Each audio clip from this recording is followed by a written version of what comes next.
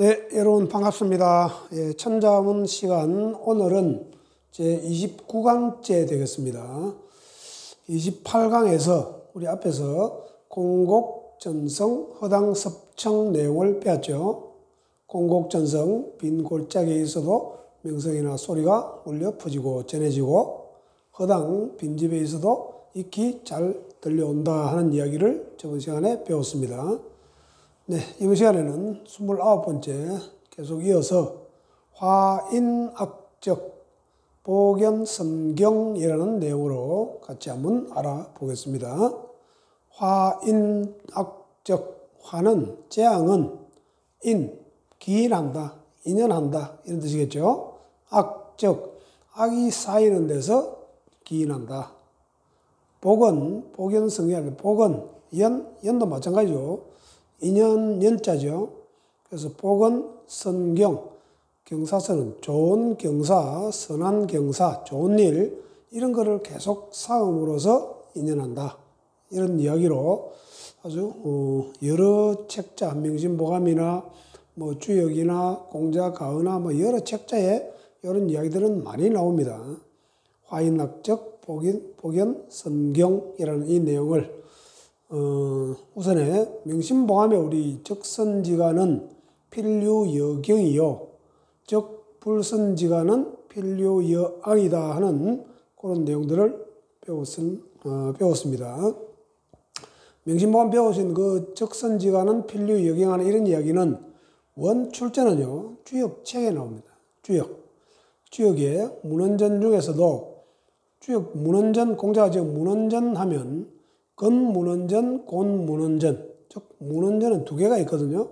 건괴 문헌전이 있고 곤괴 문헌전이 있고, 그래서 화인악적 적선지가는 하는 이런 이야기는 곤괴 문헌전에 나옵니다. 그 문헌전 원 출전은 주역이고, 그다음 그거를 주역에 나오는 내용을 이제 명심보감이나 뭐 맹자나 뭐 여러 가지로 이제 인용을 하죠. 자, 우선에 주역 제일 원문은 적선지가는 필류여경, 적불선지가는 필류여앙 이런 이야기가 나옵니다. 역시 명심보감에 우리 또 나오는 명심보감 제1장이 위선자는 천보지복하고 위불선자는 천보지이악한다. 즉 선을 쌓은 집안은 선을 쌓은 사람은 천보지복, 하늘이 복으로서 갚아준다 하는 이런 이야기, 명심보감 제1장에 나오는 이 이야기도 원 출제는 공자가의라는 책이 있습니다. 공자의 언행록을 줄여서 공자가의라는 책이 있는데, 그 책에 위선자는 천보지복 이런 얘기가 나오는데요. 그런 내용을 우리 명심보감이라는 책에서 제1장으로 삼았다 이렇게 아시면 되겠죠. 역시 마찬가지 이제 이어서 맹자책은요, 화나 복은, 재앙이나 복은 자기구지. 이걸 한번 제가 적어볼까요? 화나 복은 무불자기구지. 그래서 재앙이나 복은요, 무불 이런 거는 이제 우리 이중부정이라는데 뭐 하지 않는 것이 없다. 자기가 그것을 구하지 않는 것이 없다. 즉 재앙이나 복은 누가 주고 하는 게 아니고 자기한테서 말미암다 이런 얘기거든요. 재앙도 마찬가지, 복도 마찬가지. 우리 하늘에서 왜 복을 안 줍니까? 그게 아니고요, 사람들의 하기 나름입니다. 그래서 재앙이나 복은 무무이라 그랬죠. 화복은 우리 명심보감에도 재앙이나 복은 무문이라 그랬습니다. 재앙이나 복은 일정하게 들어오는 문이 없습니다. 오직 사람이 그를 불러들인다 이러거든요. 오직 유자, 유인, 사람들이 자초하는 거다. 역시 이런 이야기들도 명심보감책에 나오죠. 자, 보시오. 재앙이나 복은 무문, 일정한 문이 없어서 오직 사람들이 자초 스스로 불러들이는 거다. 이런 이야기죠. 자, 그래서 우리가 보통 일반적으로 재앙, 복, 특히 재앙이 생기면 하늘도 무심하시지 나한테 왜 이런 재앙을 주시는가 그렇게 많이 탓을 하죠. 하늘 탓을 하잖아요. 하늘 탓. 이제부터는 하늘 탓하지 말고요. 자기가 부르는 겁니다. 복도 그렇고 재앙도 그렇고 인간 자기 스스로가 불러들인 겁니다. 원인이 있다 이런 이야기겠죠. 그래서 오늘부터 우리 재앙, 복 이런 데 대해서는 다시 한번 생각을 해봐야 되겠습니다. 복 받으세요. 우리 새 인사로 많이 하는데 복 받을 짓을 해야 복을 받죠. 역시 그것도 화복 무문이잖아요. 복도 마찬가지 누가 주는 게 아니고 뭐 부처님이 주는 것도 아니고 하느님 주는 것도 아니고 뭐 우리 절에 가서 돈 넣고 뭐 복 빌고 그거 다 말짱 뭐라고 해요? 자기 마음 하나 좀 편안하게 하기 위해서 하는 한 방편이지 원래 복이라는 거는 자기가 얼마나 많은 덕을 베풀었느냐 얼마나 많은 선한 일을 했느냐 이거에 따라서 복이 오는 거지. 즉 자기 하는 행실에 따라서 복도 오고 재앙도 오고 이런 거지. 뭐 어디 무슨 대상이 있어서 하늘이 복을 준다. 뭐 예수가 복을 준다. 뭐 석가 뭐 부처님이 복을 준다. 이거는 아니겠죠. 자, 요거를 철저하게 한번 되새겨 보면 화복 무문 유인 자초 오직 사람들이 불러들이는 바다 이런 이야기. 이렇게 한번 단어도 보십시오. 화복 이렇게 되어 있죠. 화복 이렇게 하면 인연 그죠? 인연 또 이거는요 선악 이렇게 단어 조합 구성도 이렇게 잘 맞춰놨습니다. 자 밑으로 읽으면은 화인악적 복연 선경 이러지만은 재앙 화자는 복으로 인연 선악 이런 구조로 되어 있는 것도 볼 수가 있습니다. 자, 전체 우리 맥락 설명은 이 정도 하고 글자를 하나씩 보면서 또 한번 살펴볼게요. 자, 화자, 재앙 화자 보면요. 보일시, 귀신기, 오른쪽에 있는 요 글자, 오른쪽에 있는 요 글자는 단독으로 쓰입니다. 어디 쓰이는가 하면은 우리 기울 사자 써가지고 와사풍 할 때 쓰이거든요. 와사풍. 입이 삐뚤어질 와자잖아요. 입 삐뚤어질 와사풍. 입이 삐뚤어지는 우리 와사풍 많이 들어보셨죠? 자, 이런 입이 삐뚤어지는 이런 재앙, 인체 재앙, 이런 거는 누가 주느냐? 역시 신이 내리는 재앙이다. 이 말이거든요, 이게. 그래서 재앙 화자가 됩니다. 그리고 입이 삐뚤어지는 이 신이 내린 이런 형벌은, 재앙은 계속 죽을 때까지 머물러 있는 게 아니고 지나갑니다. 다시 입이 되돌아오겠죠. 근데 100%가 안 들어옵니다. 그래서 요거는 이렇게 하면요. 왔다가, 입이 삐뚤어지는 분이 왔다가 지나가 버리면은 지날 과자가 되잖아요. 지날 과, 지나기는 지나가도 약간의 그 흔적은 남아있겠죠. 그래서 이걸 또 허물이라고도 하죠. 허물이 남아있다. 이렇게 보시면 되겠네요. 허물과, 지날과, 이렇게 되겠죠. 재앙해서 이제 복을 한번 보겠습니다. 그럼 복은 역시 신이 내려주는 복인데, 오른쪽에 있는 요거, 오른쪽 요거는 가득 찰 복자입니다. 가득 찰 복. 항아리에 술이 가득 들어있는 모양. 가득 찰 복입니다.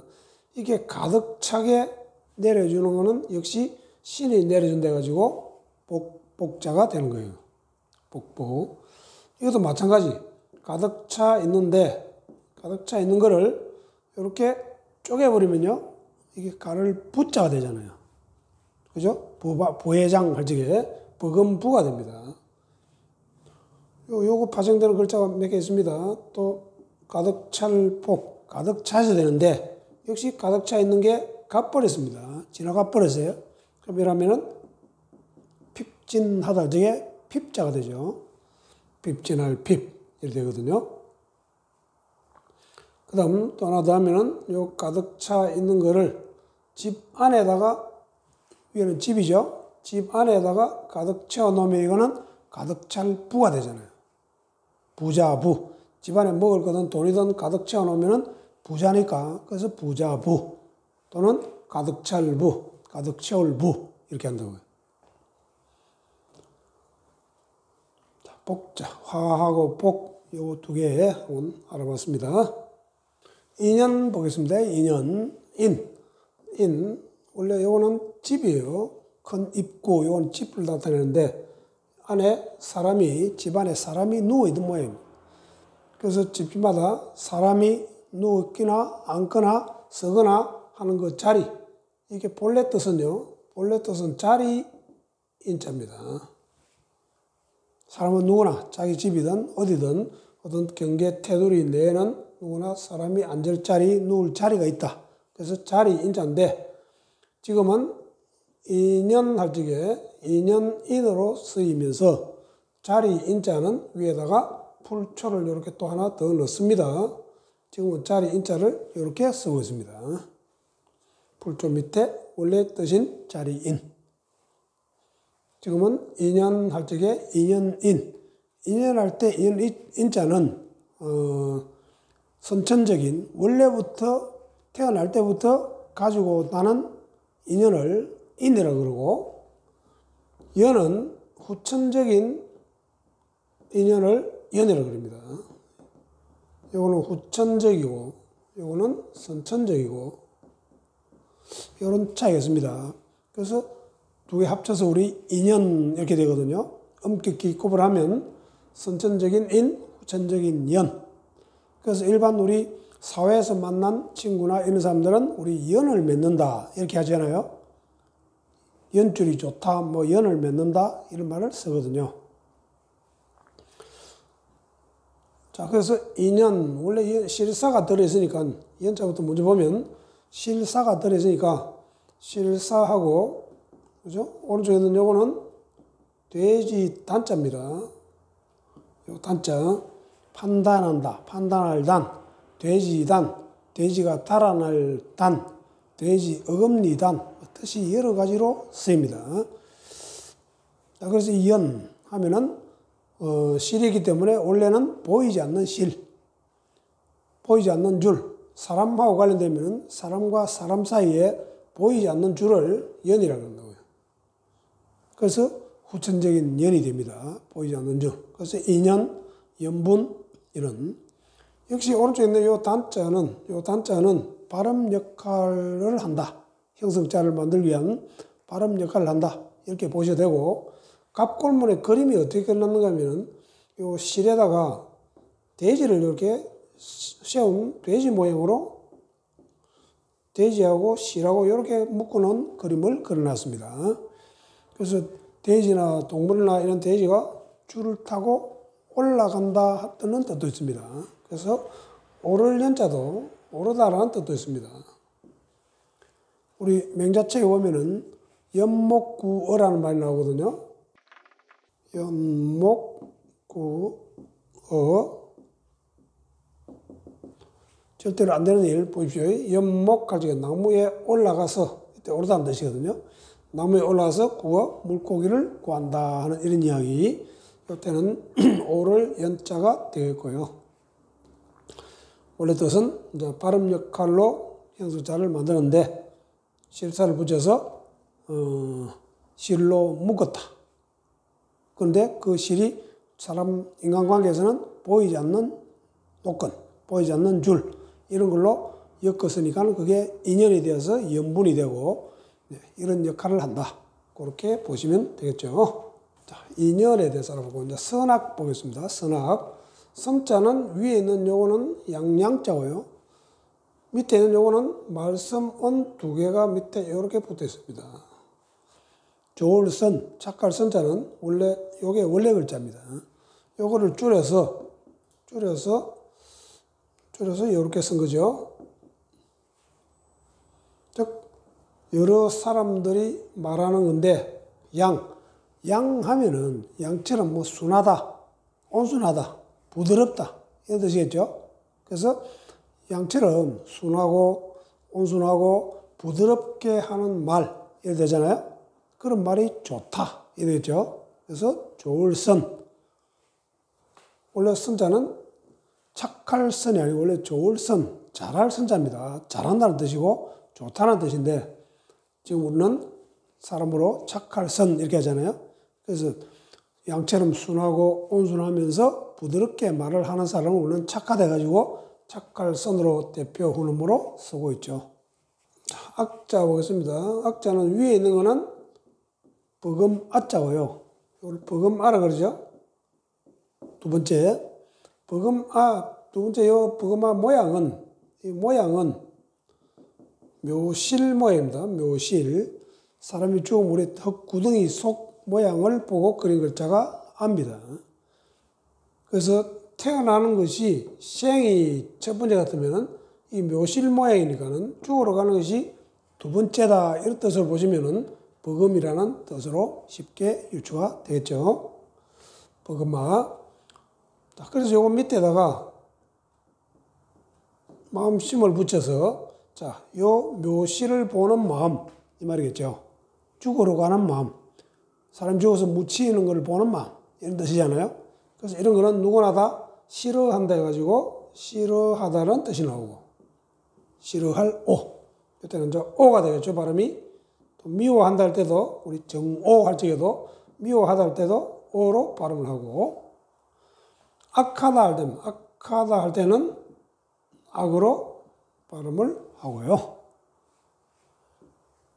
자, 이런 거를 알아두시면 되겠죠.